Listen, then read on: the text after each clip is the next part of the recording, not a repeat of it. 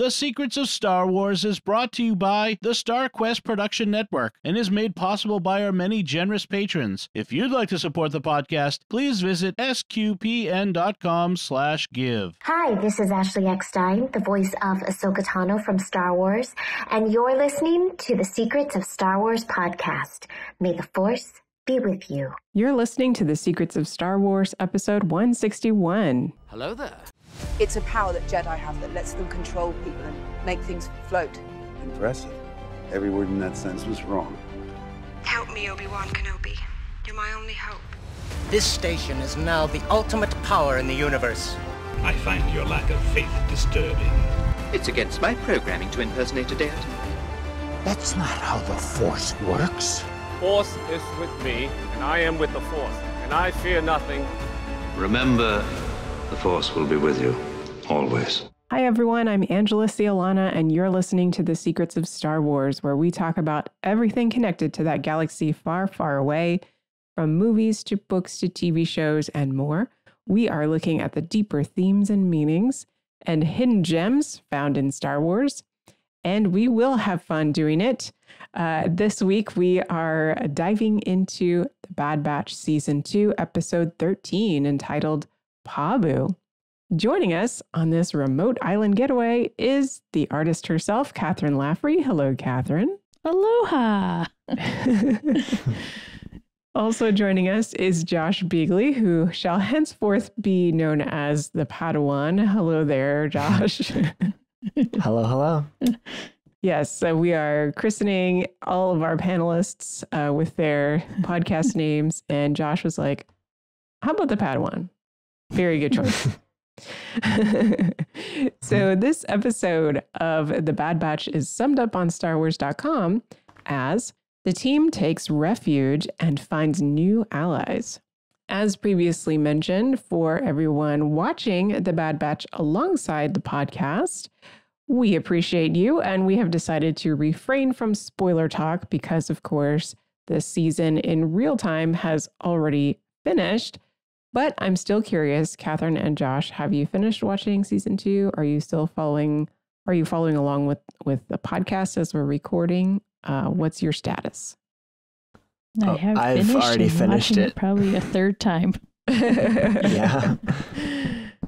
Okay, so we are going to pump the brakes a little bit as we talk about things here today, but it will still be really fun, I know, because I realized getting ready for this show that I missed so many details and hidden gems all along the way. So I'm really excited to dive into this episode today. Before we move on, we would like to take a brief moment to recognize and thank our allies, the people who make this podcast possible, our patrons, including Helen G., David H., Sarah M., Margaret B., and Michael M. If you want to help StarQuest continue our mission, please consider becoming a patron like these trusted allies. Just go to sqpn.com/give. Thank you so much. Now, this episode of The Bad Batch was a surprise compared to last week's episode. So what were your overall first impressions? Kathryn, let's start with you. Well, the first time I watched this, everything was so beautiful and so perfect that I was like, when is something bad going to happen? Totally threw me off. I kept waiting for what's going to happen. When's the Empire going to show up? The second time I watched it, though, I watched it immediately following the episode with Crosshair. Totally changed my viewpoint on it. And I'll get into that later. Oh, man. That's a great little teaser there. So, Josh, what about you? I thought it was a very relaxed episode. I mean, like, just the idea of the island itself was like, I didn't even remember like the very initial scene. It was just as soon as I got to the island, I'm like, they're just hanging out, having this huge feast. It's a nice little getaway vacation episode. Yeah. It was definitely a tonal whiplash, I would say, from the previous week. But it was fun, and it got my imagination wondering about the different possible storylines for the Bad Batch, even beyond season 2, now looking back. So that's kind of where I'll leave that there. But totally a good time. And actually, like I said, a lot of cool little things that we'll discuss here. Well, let's get into it. All right. So we start off inside a club or a cantina, and we briefly see Arabesh lettering, which says the name of the establishment is Club Lausche. So have you all seen Indiana Jones and the Temple of Doom? Yes. Yes. So you might remember that Indy in that movie meets a gangster named Lausche at a club about an ancient artifact. And there are some tie-ins as well, but the name of the club in the movie is Club Obi-Wan.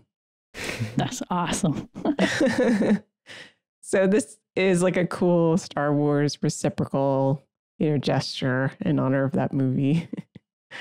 So it might have been a while for y'all before you or since you've seen it. But do you remember anything else about the movie that reminds you of this episode? I mean, at the time when I'm watching it, I did not. I didn't pick any of this up until you had mentioned it. And then I started watching other people talk about it. And it's like, that's why it all felt so familiar. It was really just one of those weird experiences. My mind was more so drawn to like a Han Solo cantina scene rather than the Indiana Jones part. Because it's just like, you see two gangsters sitting at the table, you think of that for Star Wars instead of Indiana Jones. Right. Yeah. Well, I will say I went back and I watched the Temple of Doom because I was like, hold on a second. And in that movie, Indy is given a poison drink, and he drinks it. And then one of the people in the club, the waiters, he ends up being Indy's friend. So both of those are tie-ins to that scene where, Fee has the poison drink, but she doesn't drink it. And the batch is there to back her up. So everything goes wrong for Indy, but everything seems to go right for Fee and the batch. They're a bit more careful than he was.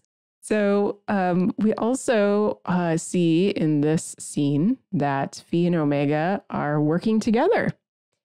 And Omega's kind of the intern. And she's, they're both meeting with this new character, Lance Crowder, over the liberation of an ancient artifact, as he likes to say. And he seems to have discovered this. He, like I said, first tries to poison her, but then he secretly releases this very familiar worm-like creature from Star Wars. So did you guys recognize this creature? No, yes. Gave me the same creeps too. Yeah, almost instantly. Yeah, so fill in the blanks there for folks who might be like, oh, what are they talking about? Yeah, so seeing the same little killer stingray worm that, right. They tried using against Padme. That was just, and still those little skittery legs. So it makes me think about the centipedes I find in the house.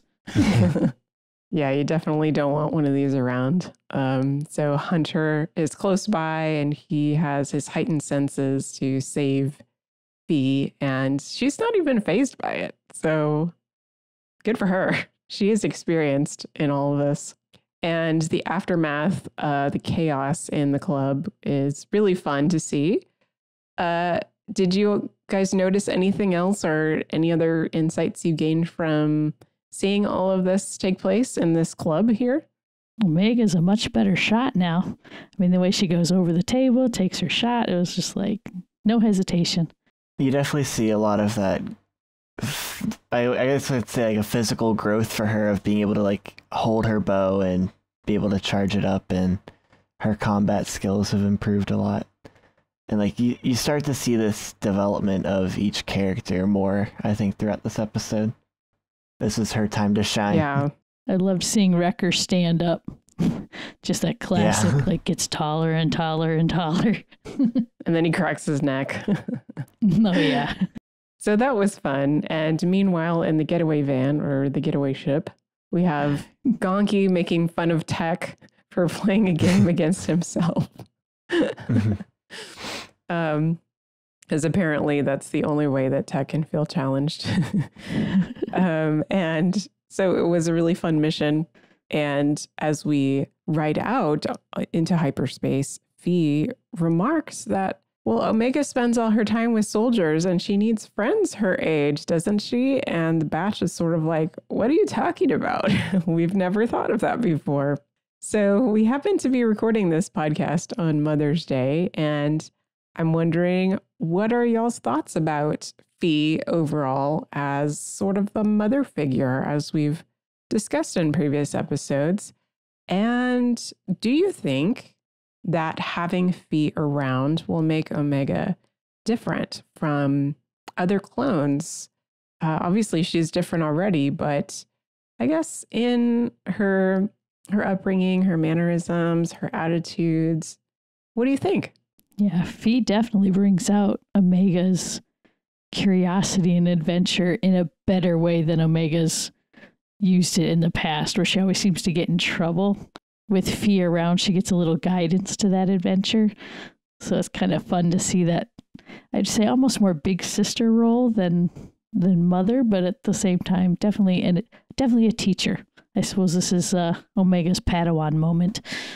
Yeah, it's funny because, like, as people, we sort of take different traits from everyone that we get to be around.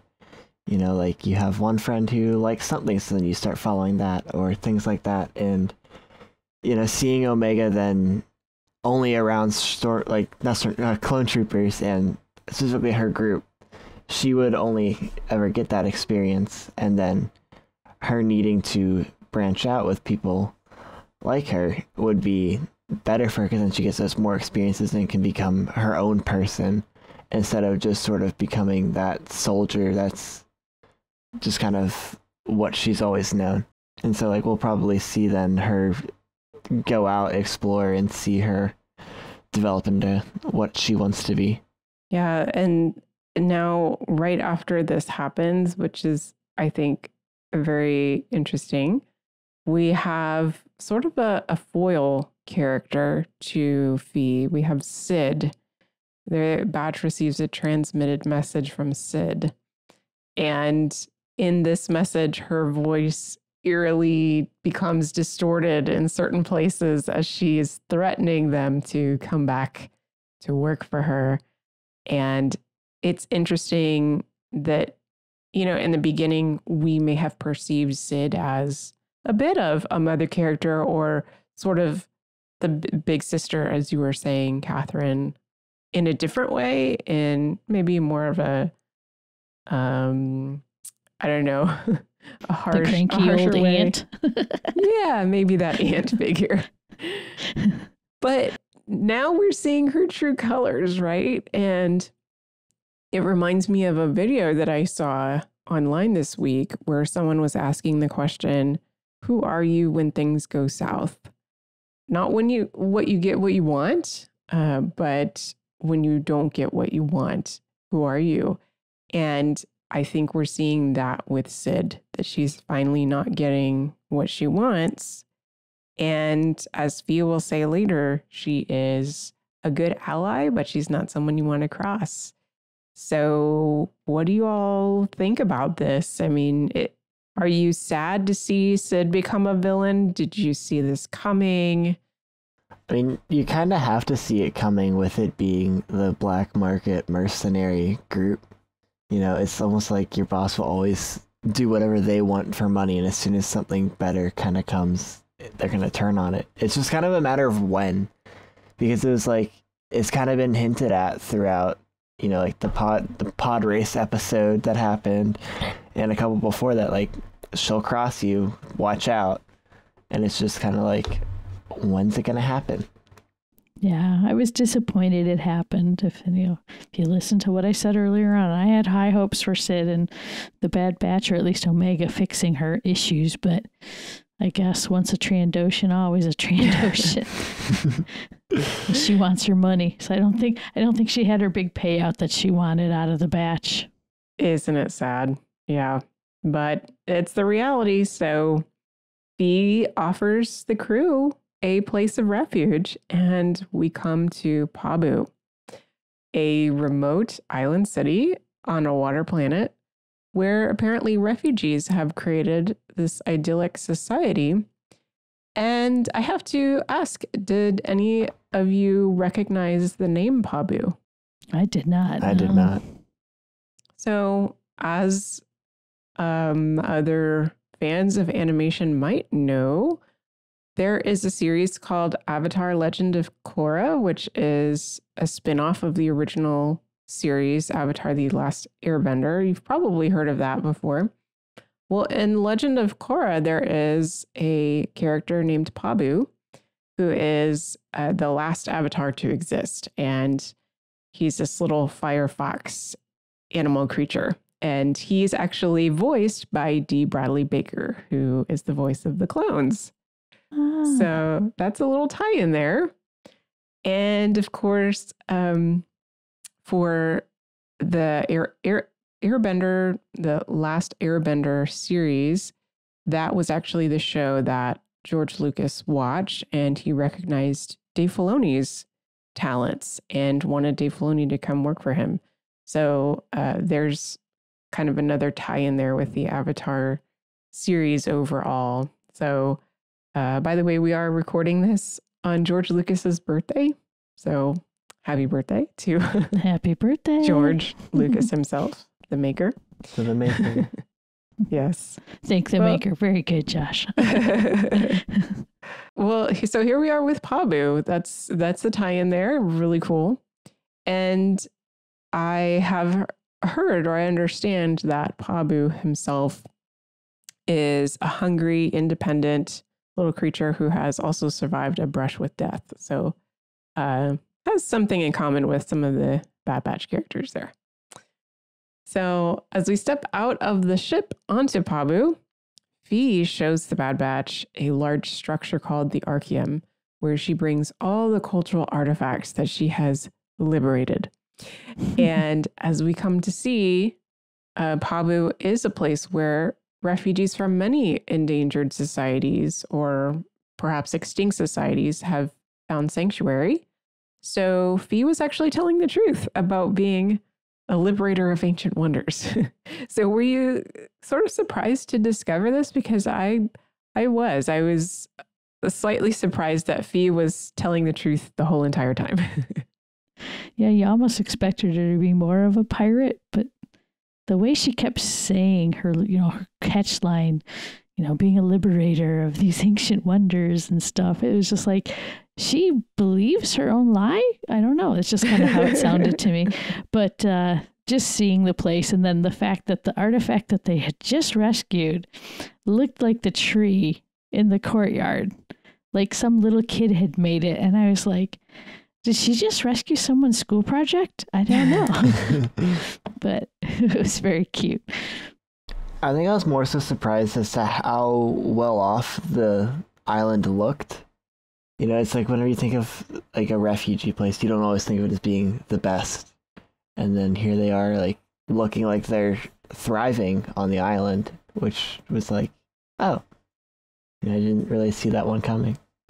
Yeah, that's probably because most refugee places that we're used to are set up by people who are not the refugees, right? That are don't really have an interest in totally and completely helping them, right? So that's another story. But yeah, since we're coming from the perspective of our Catholic faith, I think it's cool to note some news that sort of ties into this. Discovery about Fi, which is that the Vatican Museum has been returning its artifacts to the various cultures. So most recently in December, Pope Francis initiated the return to Greece of some decorative marbles that once adorned the Parthenon. And last month, he expressed the importance of returning artifacts to various indigenous tribes of Canada. And he referenced the seventh commandment, thou shalt not steal. Makes sense. And he said, in the case where you can return things, where it's necessary to make a gesture, it's better to do it. Sometimes you can't, if there are no possibilities, political, real, or concrete possibilities. But in the cases where you can restitute, please do it. So that was the words of Pope Francis. So, especially, Kathryn, as you are an artist, I think maybe this might be of interest to you. I don't know. What do you think? It is very much of interest to me.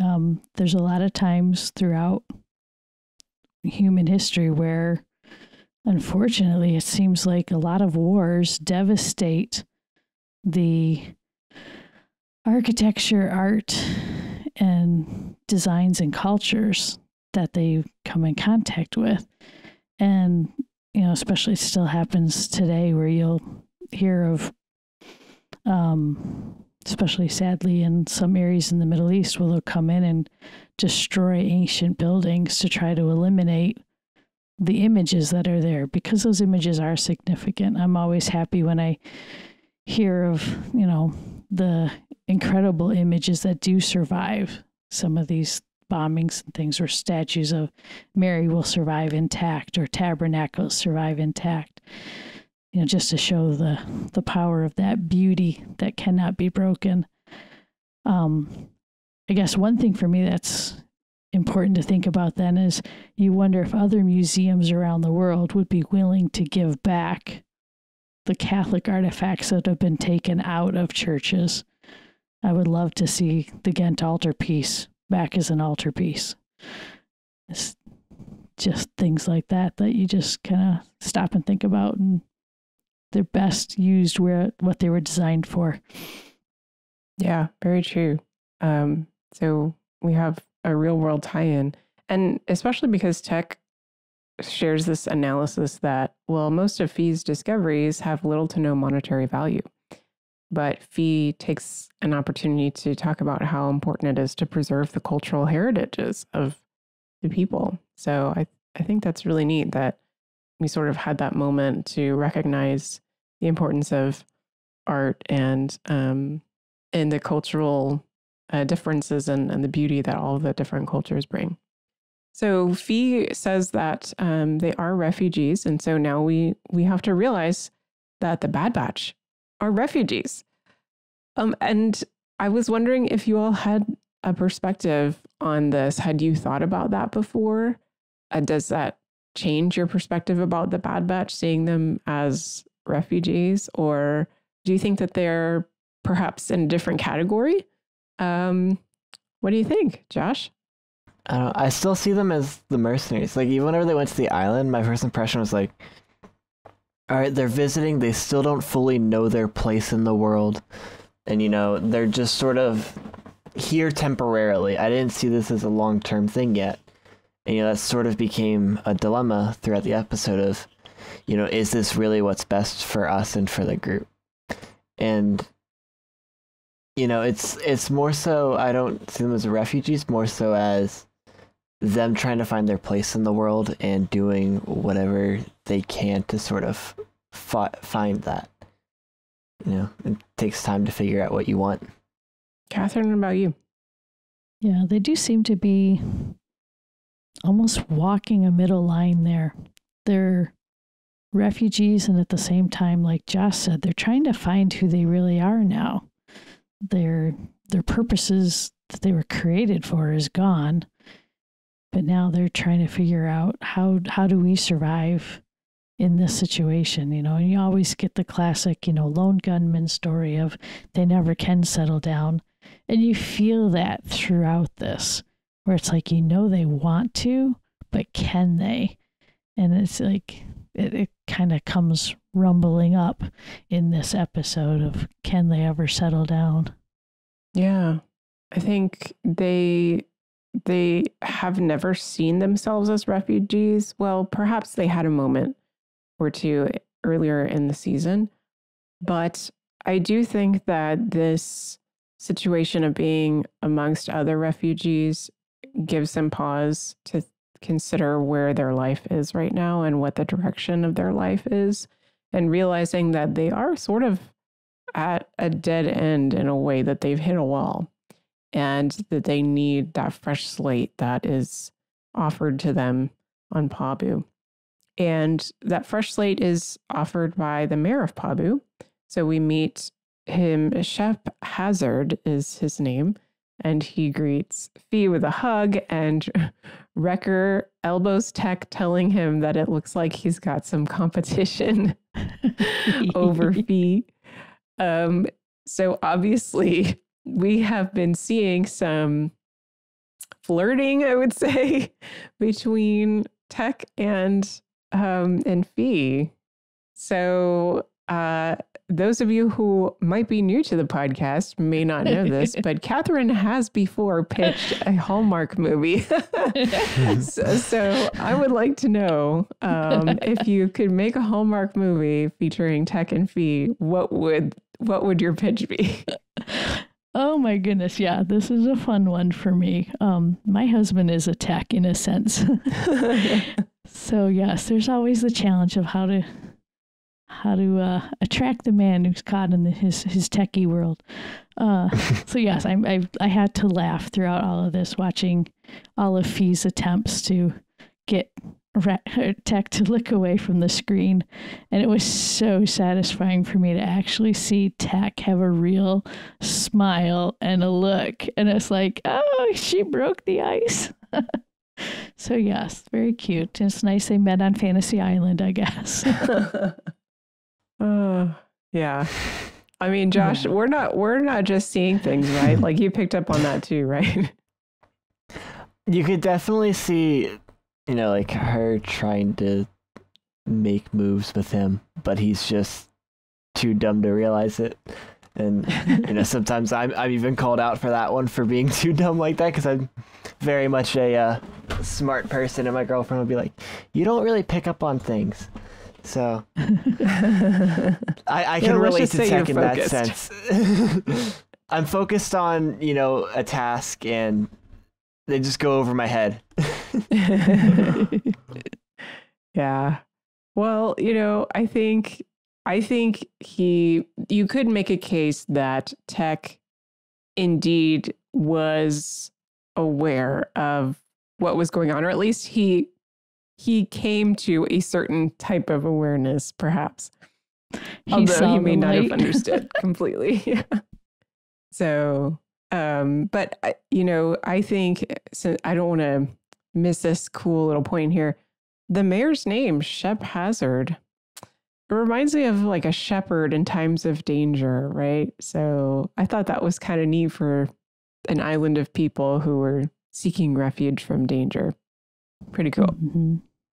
And we also meet his daughter, Liana. I was curious about the meaning of that name as well. So that name has several different meanings depending on what language we're talking about. So in Greek, it has to do with the sun. In Urdu, it has to do with eye of the light. It means eye of the light. And in Hebrew, it means my God has answered. All beautiful, right, in the context of this character.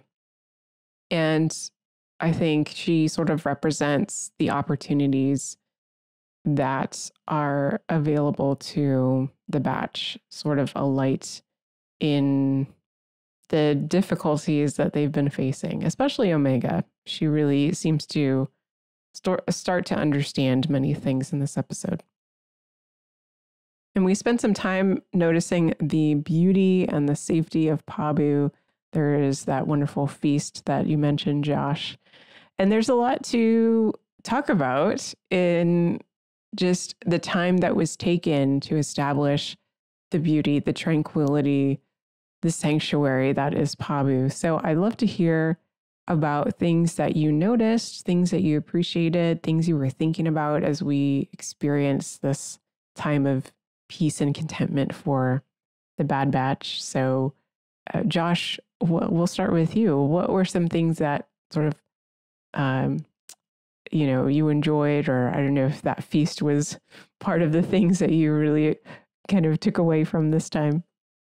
It just reminded me of one of those hillside cities in Italy that you always imagine, of where everyone's always outside walking, and you could go get a nice big meal and be filled up on your stomach.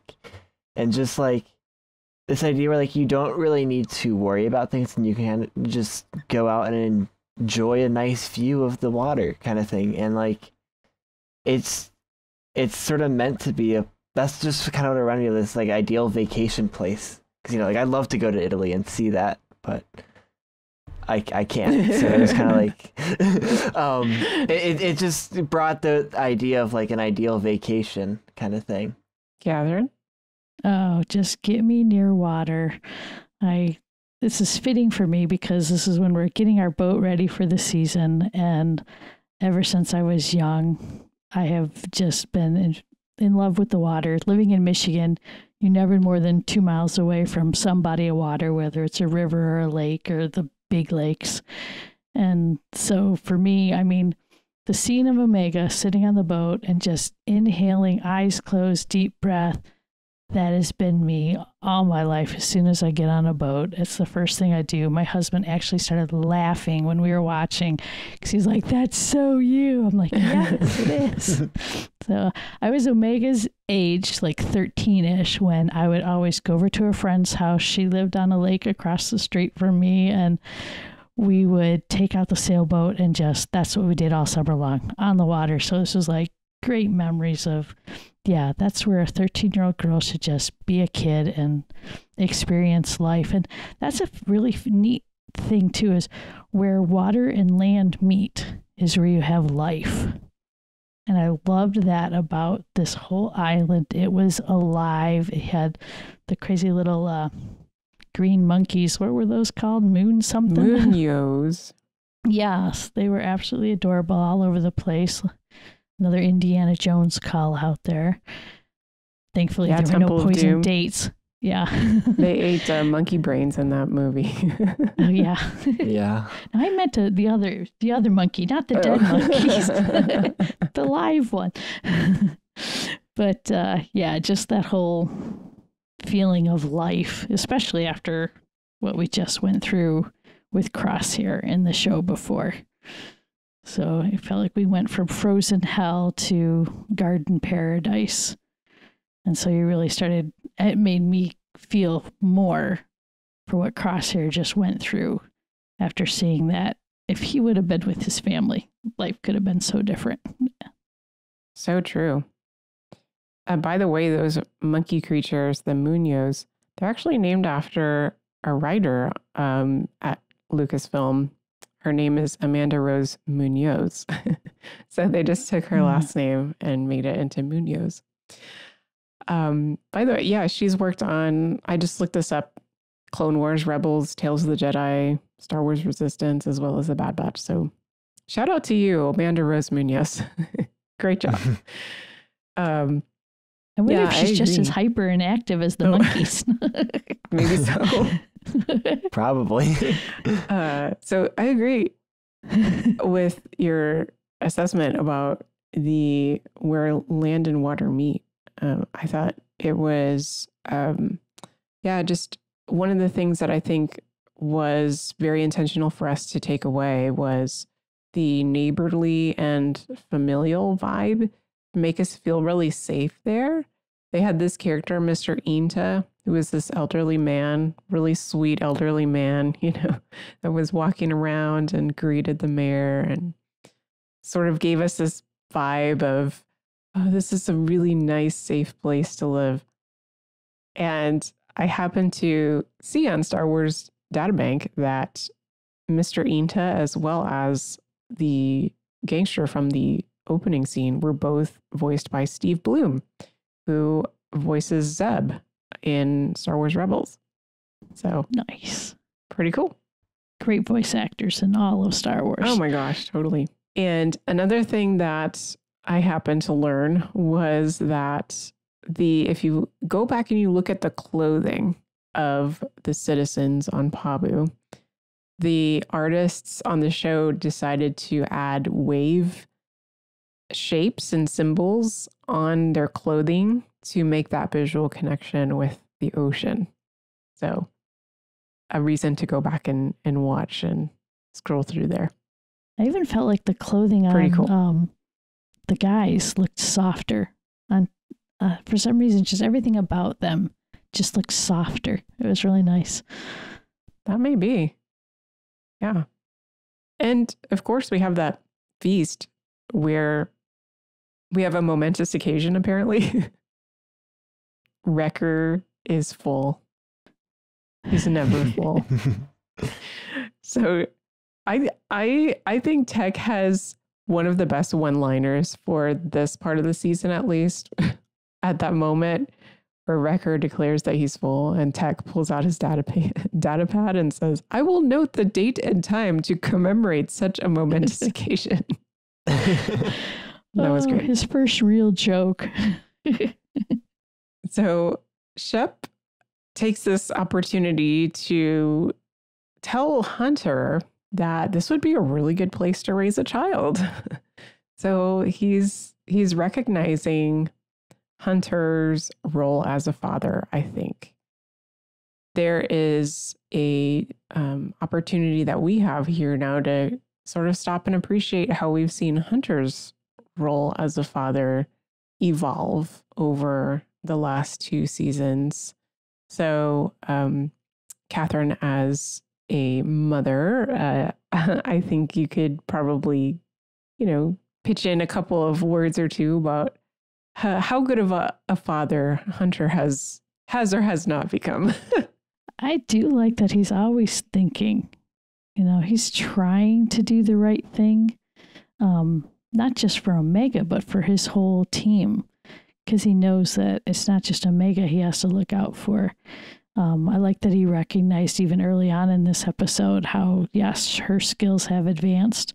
She can handle more mature things, but he also realizes enough that she needs to have fun. And it was wonderful to see him tell her, go have fun. And I was like trying to remember, has he ever really said that before? I mean, I know she played with kids in the first season, but I think he was still really apprehensive, where this time it was like, yeah, go have fun, She's never been on a boat before. Go. That was really, I think he's,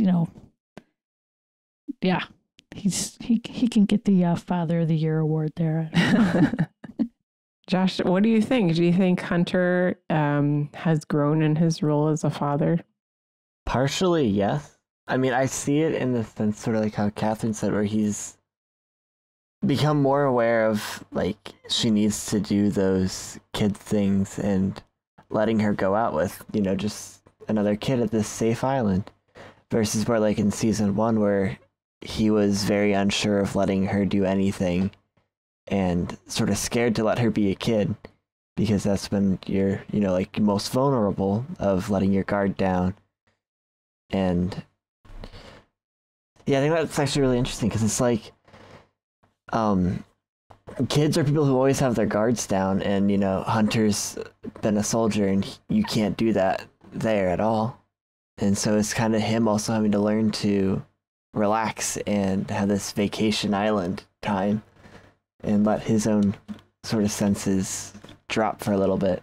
Oh yeah, I just think about my own dad on vacations where he was unwilling to, I won't say unwilling, but he definitely let his guard down a lot more than we were at home. So yeah, it was good to see Hunter this way. And he has matured. He has seen that Omega can become perhaps something greater than the Batch will ever be, because she is very different from them. I think he realizes that she has a lot of potential to become someone that will realistically outlive them, right? Because of the whole aging thing, but also become someone who perhaps could be an amalgamation of all of their skills, because we've seen all of them father her in a way, or, become those big brothers. So I find it really fascinating to think about Omega and Hunter in terms of what Omega could be, right? So Liana and Omega go out on the water, they enjoy the sunset, and we see Omega starting to reflect on her life when she's enjoying the breeze and the waves, as you mentioned, Kathryn. And she was realizing that she used to be surrounded by ocean at her first home, but it never felt like Pabu feels. And Liana starts asking her, well, wow, sounds like your way of life from jumping one place to another gets lonely. Isn't that true? And Omega realizes that she's never really thought about that before. So we have this moment where Omega is pausing to think about her life, their life as a team, and how it really is kind of sad in a way that she hasn't thought about before, it seems like. So I was trying to figure out, why did the writers insert this moment right here, right before we get the scary stuff, right? When we're at this sort of peaceful, calm moment. I was wondering if you all had any insight on that or reflections on, why we got this moment with Omega. It's interesting that she has the time to stop and compare. She's had a few moments of comparison at different points in time in the season of what life would be like if she was, on the farm, like in the first season, or here on the island. But at the same time, she has always had a strong attachment to her brothers. And she was the first one to call them out. You are my brothers, especially since she was there to help them be creative in a sense. So I think she's just kind of coming to, grab onto, who am I? How do I fit into all of this? And then to have it happen right before she's in another dangerous situation, I think just helps her to see that what she's learned from them is so much part of her as much as she is a kid who wants to just play and have fun. I think it very much touches on her level of maturity for how young she is. Being able to have that moment to just sort of self-reflect and sort of see where you're at and where you want to be is something I think we all would love to do every single night, of just sort of taking in sort of what's happened and just sort of appreciate it for what it is. And it's definitely a level of maturity that you don't see in a lot of people, but Omega is sort of able to do it, and it helps her grow. I think you bring up a really good point, Josh, that a lot of us may actually avoid those moments, those quiet moments in our lives, because we don't want to pause and think about our life and those sort of sad realities that, like the ones that Omega is thinking about. And they are really important, though. As you say, it helps us to mature. It helps us to get a sense of where our life is. And I definitely admit that I am one to just throw on my headphones and listen to something while I'm doing name the task here, washing dishes, whatever it is. And those might be opportunities to pause and think. And for us as Catholics to have meditative practices like the Rosary, the Divine Mercy Chaplet, or other prayer opportunities where we can have those moments to pause, and it forces us to have the quietness and the stillness.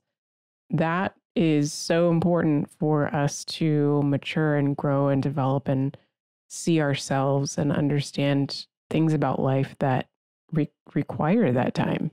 Like an evening examination of conscience. Very important to stop and think through the day. And it's very much a lot more difficult in our world today with technology and everything, and sort of seeing on Omega's Island where there's essentially none of that, and it's sort of at its simplest just a society, just living in harmony. And you're able to do that then because there's no sort of outside distractions or worries or fears. Yeah. And it's like the Bad Batch are always running from something, as we've talked about. They're always just sort of hand to mouth up to this point where they have to just think about surviving. And now they're finally at a point where they don't have to think about that. They've got everything that they need. And that's when people can really start to make those deeper personal choices and and realizations. And so that's partially why the church is committed to feeding people, right? Jesus in the scriptures fed people as he was teaching them, because I think Jesus realized if people are hungry, they're not going to listen to what you have to say about the spiritual life. They just want to eat. They're just looking for the next meal. So for us as a society to really be able to move forward, we have to be able to have those basics, right, in place before we can all sort of take the next step together.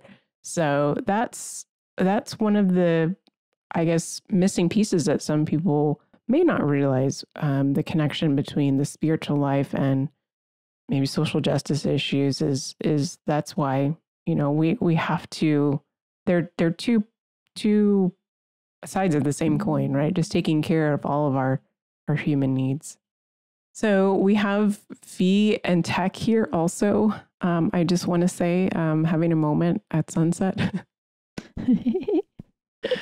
But no, things cannot. That would be one way to quantify perfect. It. Yeah. She's like, not bad. Or what did she say? I forgot.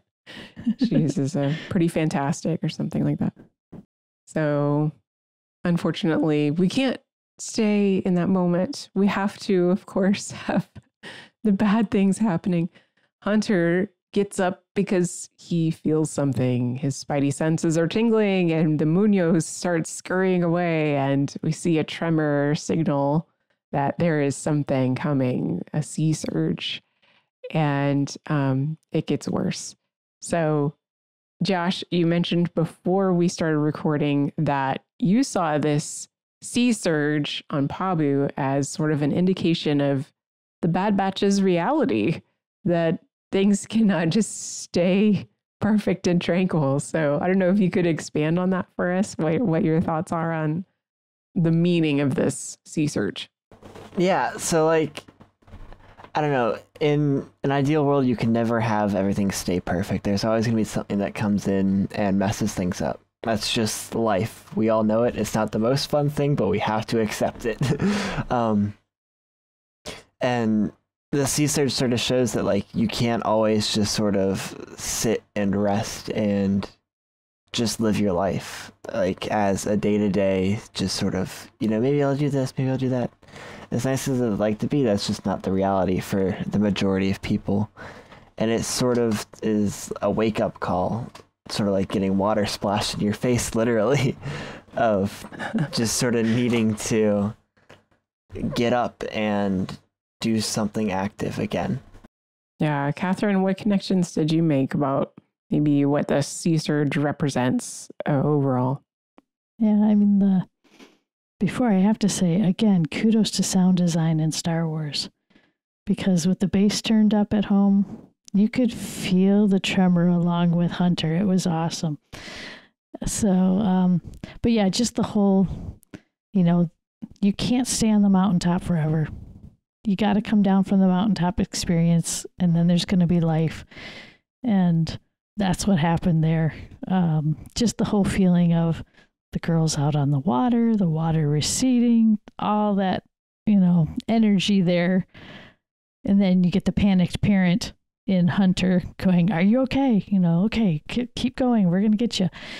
But yeah, you could just tell that there is always something to overcome in life. There will be obstacles. There's going to be suffering and pain and loss, but we always have to pick up and, okay, what's next? Where do you want us to go? What do we do now? Yeah, beautifully said by both of you. I really enjoyed the scene. Well, I didn't enjoy it, but I appreciated the scene where Omega and Liana are running and this ginormous wave is behind them. And it's you can't help but wonder what dangers are ahead for the Bad Batch in their story when you see this huge wave, because I know that metaphorically, that's what the writers are trying to tell us, that there's something big coming. Yeah. And fun Easter egg during the surge when everyone is trying to rescue everyone else, we see Tech use a grappling hook to move Fee out of danger. And I saw this review on YouTube that said, well, that's like Luke moving Leia out of danger with that grappling hook in the original Star Wars film. So I don't know if y'all thank goodness that Fee and Tech are not siblings. So it was much more romantic. And she could have planted a big old kiss on him, but she missed her chance. Maybe she thought he wasn't ready for it. Didn't want to scare him away. Fog up his glasses. This was an important moment. He had to come to the rescue. Oh, well, after the destruction, because it happens, we see the Bad Batch committing themselves to helping rebuild Pabu. So what are your thoughts as we leave on that note and put yourself back in the time when you had first seen this episode and you were wondering what comes next? I was still thinking about what are the possibilities for the Batch in the future. I was wondering, are they going to become, an integral part of this society? Are they going to establish roots here? Are they going to create something new that the clones have never done on any other, planet before? What do you think? What are your thoughts about seeing the Batch decide to do this? So I guess this might be where I could throw in what I noticed between this episode and the previous one. So in comparing those two, and it really hit hard watching them back to back. I highly recommend it because it was in my second viewing that I did that. So you go from the icy hell of where Crosshair was to a garden paradise. You have them, he's basically starving out there with this lone clone and dealing with the Empire just not wanting them, versus the bounty and the community and the welcome that they had on the island. Crosshair ends up down in a crevice versus the rest of the Batch up on a mountaintop and experiencing such a beautiful view. But then the thing that was interesting is Crosshair experiences the avalanche and the Batch experiences a tidal wave. They both survived those, but in very different ways, where Crosshair almost seems to, he's gotten to the point of no hope. And so he tries to basically do suicide by treason, where the Batch, with the tidal wave, see the hope of the people around them. And it encourages them on to say, hey, we want to be part of this hope. And so, here you have this whole death versus life between these two episodes. And it really just kind of brought out the reality and the necessity of being part of a community. Can you really just walk away and say, I'll do it on my own? And you can't. That community, and we are made for each other. We are made for community. And you could really see that contrast between these two episodes. Oh, it's really powerful. Thanks for sharing that. Josh, what are you thinking as we're closing out here? It's definitely them still trying to figure out their path. I mean, it seems like now they're kind of trying to follow some sort of good Samaritan path and sort of cleaning up their act a little bit of trying to get away from their black market crime scenes and sort of turn to something a little bit better and have a better cause, which hopefully we will see. Yeah, more family friendly. Yeah. Well, a little less crime, a little more romance. One can only hope. Maybe, maybe not. We shall see. So I would love to hear the thoughts of everyone else listening as well. What did you notice? What are your thoughts about what's your rating? How good of a father is Hunter? what would your Hallmark movie pitch be for Tech and Me? You can email us starwars@sqpn.com, or you can find StarQuest on Facebook at facebook.com/StarQuestMedia. Leave a comment or simply tweet us at SQPN. You can also find us on Apple Podcasts, Google Podcasts, all the good stuff, all the apps, including YouTube as well. And previous episodes of the show can be found on sqpn.com/Star Wars. Anything else to mention before we wrap up, guys? I'm all set. You've had your fill of the island, Kathryn? Oh, no, you could leave me on the island or out on the water anytime. Although I have been caught in like a wave undertow before. So that feeling of the boat going backwards, that is the scariest feeling when you're totally out of control and then a wave crashing over you.